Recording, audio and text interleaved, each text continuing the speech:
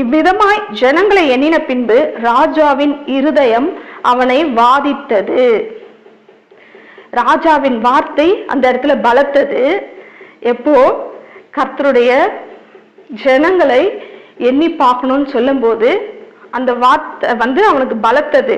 ஆனா இன்னைக்கு அந்த எத்தனை பேர் இருக்கிறாங்கன்னு எண்ணி முடிச்சதுக்கு அப்புறம், அவனுக்கு அந்த விவரம் தெரிஞ்சதுக்கு அப்புறம், இவ்வளவு பேர் இருக்கிறாங்க அப்படின்னு தெரிஞ்சதுக்கு அப்புறம் அவனுடைய இருதயம் அவனை வாதித்தது. அவன் ஒரு பெரிய பாவம் செஞ்சதை போல உணர்ந்து அவன் இருதயம் ஏதோ ஒரு கலக்கத்தோட இருக்குது, வாதிக்குது. அவனால ஒண்ணுமே முடியல. அவன் அப்படியே கலங்கி போயிருக்கிறான். நம்ம கூட நினைக்கலாம், என்ன ஒரு கணக்கு பார்த்தது ஒரு தப்பா? எஸ், தேவனுடைய பார்வையில சிலது பாவம் தான்.